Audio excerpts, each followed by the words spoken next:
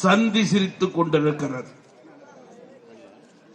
குழந்தைகள் முதல் முதியவர்களுடைய பாதுகாப்பில்லாத நிலை இன்றைக்கு தமிழகத்திலே இருக்கிறது.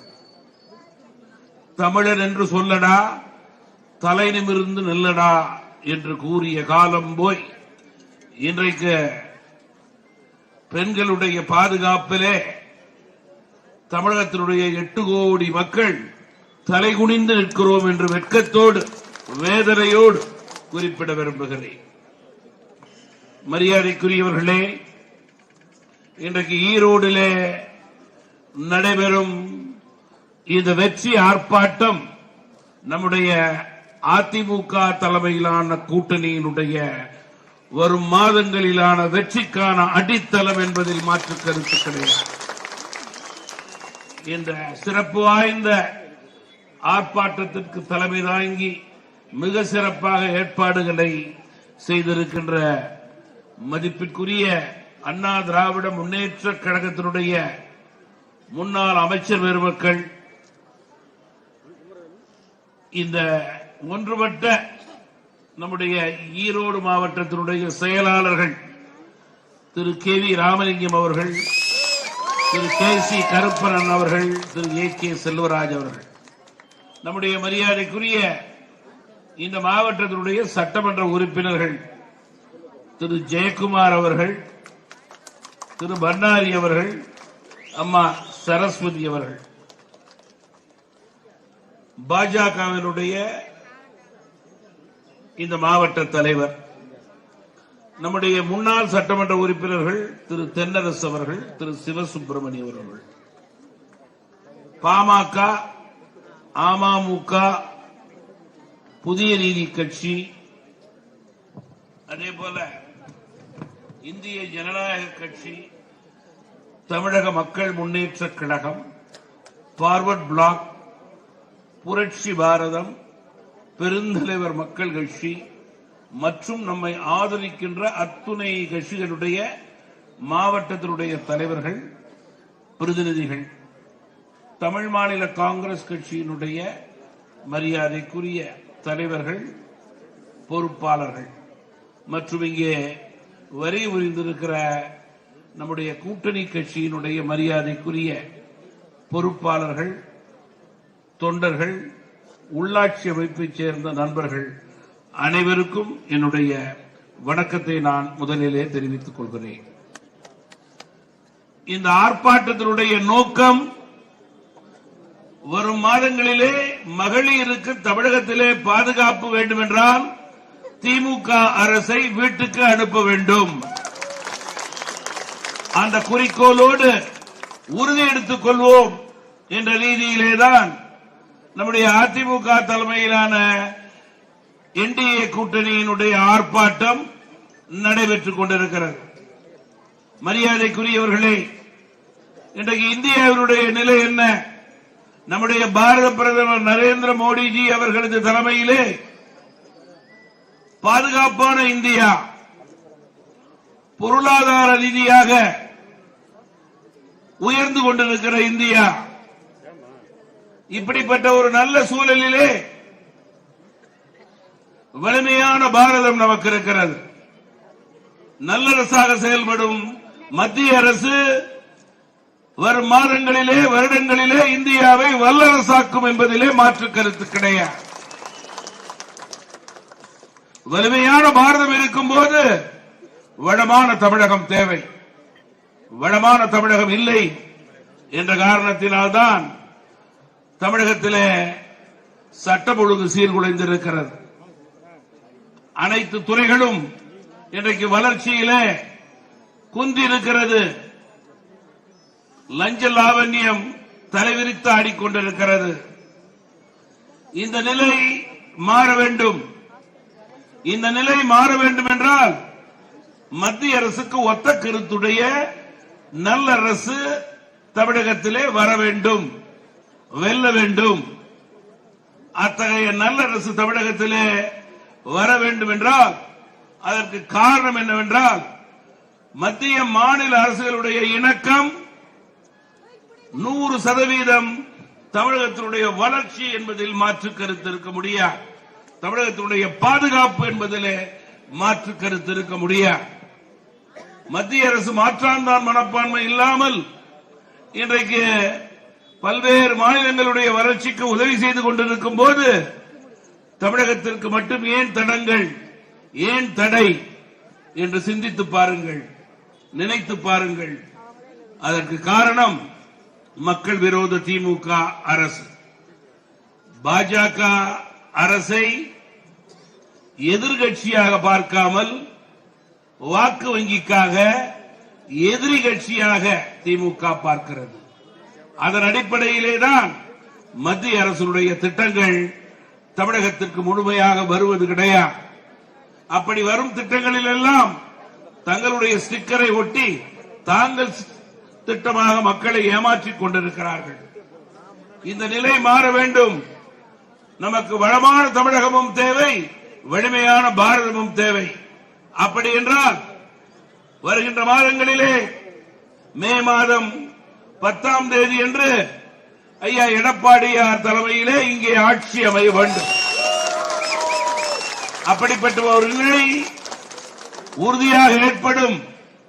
தமிழகமும் இந்தியாவை போல பொருளாதார ரீதியாக வளரும், உயரும், சிறக்கும்.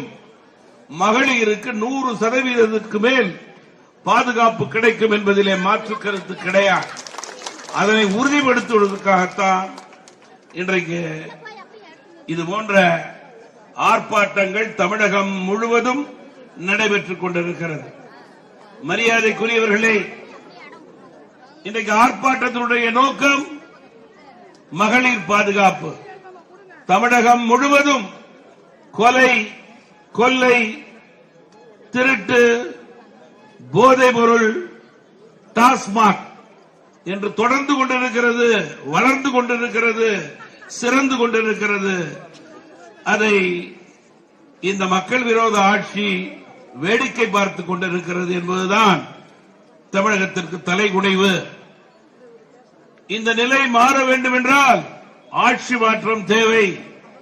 ஆட்சி மாற்றம் தேவை என்றால் நல்லாட்சி ஏற்படும் போது இந்த நிலைக்கு நாம் முற்றுப்புள்ளி வைக்கலாம். திமுக அரசு ஏன் வீட்டுக்கு போக வேண்டும்?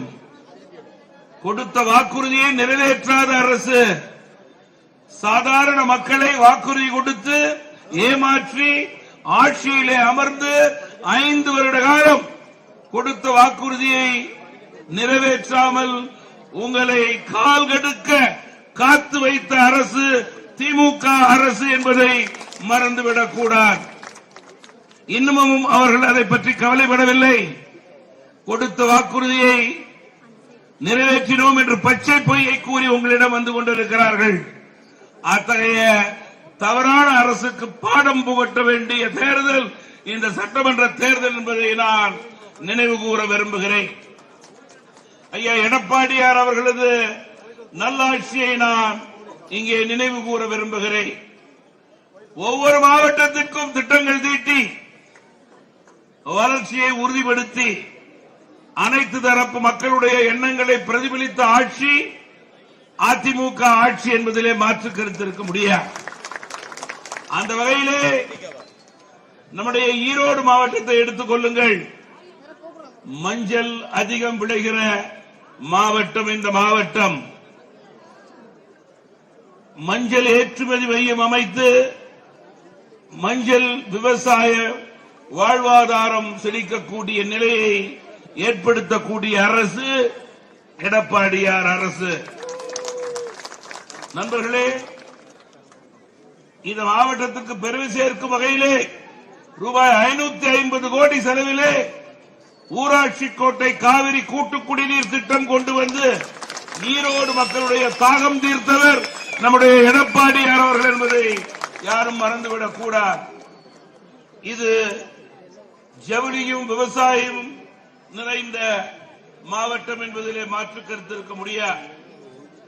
அந்த வகையிலே 50 ஆண்டு கனவு திட்டமான அத்திக்கனவு அவிநாசி திட்டத்தை ரூபாய் 1550 கோடியிலே கொண்டு வந்த பெருமை ஐயா எடப்பாடியார் அவர்களுக்கு உண்டு. குடிமராமத்து திட்டத்தை எந்த குடிமகனும் மறந்துவிட முடியாது என்பதை நான் இங்கே நினைவு கூற விரும்புகிறேன். மேட்டூர் காவிரியார் உபரி பாசன திட்டம் மூலம் பவானி, அந்தியூர், பள்ளிபாளையம், குமாரபாளையம் உள்ள காளிங்கராயன் ஒட்டியுள்ள விவசாயிகளுக்கு பாசன வசதி செய்து கொடுத்த தலைவர் முதல்வர் எடப்பாடியார் என்பதை மறந்துவிடக் கூடாது. நமது பாரத பிரதமர் ஐயா நரேந்திர மோடி அவர்களோடு இணைந்து பணியாற்றி தமிழகத்துக்கு 11 மருத்துவ கல்லூரியை கொண்டு வந்து சாதனை படைத்தவர் ஐயா எடப்பாடியார் அவர்கள். மேலும் இப்பகுதியிலே பல்நோக்கு சிறப்பு மருத்துவமனை கொண்டு வந்து ஈரோடு மக்களுடைய உடல் நலம் காப்பதிலே அக்கறை காட்டிய முதல்வராக செயல்பட்டவர் ஐயா எடப்பாடியார் அவர்கள். நண்பர்களே, தமிழகம் முழுவதும் இலவச வேட்டிச் சேலை மற்றும் பள்ளி சீருடை பணிகள் ஈரோடு மற்றும் சுற்றுவட்டார பகுதி சார்ந்த விசைத்தறியாளர்கள், விசைத்தறி கூட்டுறவு சங்கங்கள் வழங்கப்படாமல் யாரோ தனியாருக்கு வழங்கப்படுவதாக செய்திகள். விசைத்தறி உரிமையாளர் வேதனையிலே இருக்கிறார்கள், வாய்ப்பை இழந்திருக்கிறார்கள் என்பதை இந்த நேரத்திலே நான் குறிப்பிட விரும்புகிறேன். நண்பர்களே, தேர்தல் நெருங்கிக் கொண்டிருக்கிறது. ஈரோடு மக்களுக்கு நான் நினைவு கூற விரும்புகிறேன். ஈரோடு கிழக்கு தொகுதியிலே இடைத்தேர்தல் நடந்தபோது 20 அமைச்சர்கள் முகாமிட்டு ஜனநாயக நாட்டிலே மனசாட்சிப்படி வாக்களிக்க வேண்டிய வாக்காளர்களை தடுத்து கொட்டையிலே அவர்களை அடைத்து வைத்ததை நாடு நன்கறியும். உலகத்துக்கே அது அன்றைக்கு மிகப்பெரிய செய்தி என்பதை, தலைகுடிவு என்பதை நாம் மறந்துவிடக் கூடாது. அதிமுக ஆட்சியிலே குடிசை மாற்று வாரியத்திலே கட்டப்பட்ட பல ஆயிரம் குடியிருப்பு வீடுகள் இங்கே திறக்கப்படாமல் இருப்பதை நான் குறிப்பிட விரும்புகிறேன். இதுதான் இன்றைய அரசுடைய நிலை, வேதனையான நிலை. இன்னும் நான் சொல்ல வேண்டும் என்றால், புரட்சி தலைவர், புரட்சி தலைவி வழியிலே தடம் புரளாமல் ஆட்சி செய்தவர் ஐயா எடப்பாடியார் அவர்கள். புரட்சி தலைவி ஆட்சி என்பது தமிழகம் அமைதி பூங்காவாக இருந்த ஆட்சி. இன்றைக்கு தமிழகத்தினுடைய நிலை என்ன? அமைதி பூங்கா என்ன ஆயிற்று? கொலை பூங்காவாக, கொள்ளை பூங்காவாக, பாலியல் நடக்கும் பூங்காவாக, டாஸ்மாக் விற்கக்கூடிய பூங்காவாக, கஞ்சா விற்கக்கூடிய பூங்காவாக தமிழகத்தின் பூங்காக்கள் எல்லாம் மாறி இருப்பது வேதனைக்கும் வருத்தத்துக்கும் உரியது.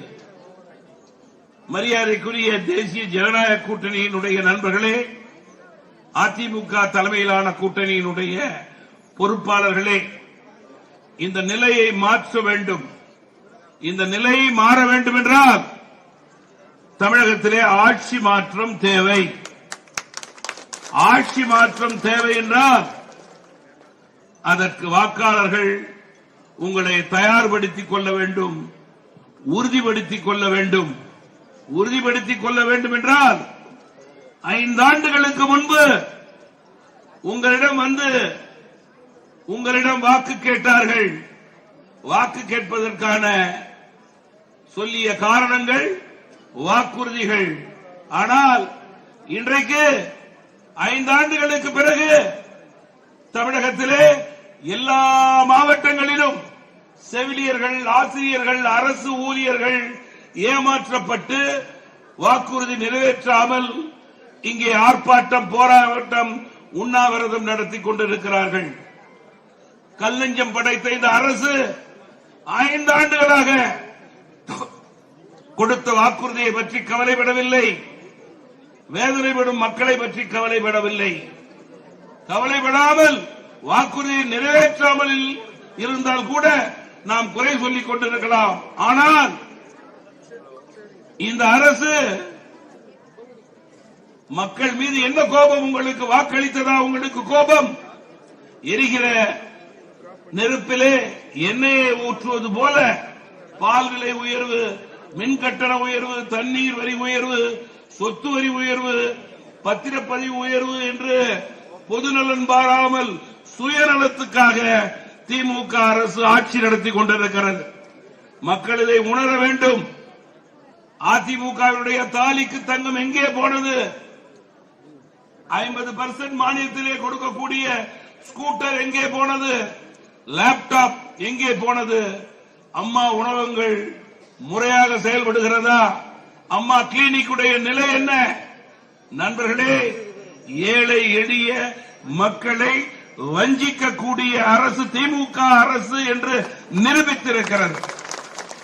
இந்த நிலை மாற நாம் தேசிய ஜனநாயக கூட்டணி, அதிமுக தலைமையிலான கூட்டணிக்கு இந்த தேர்தலிலே வாக்களிக்க வேண்டும்.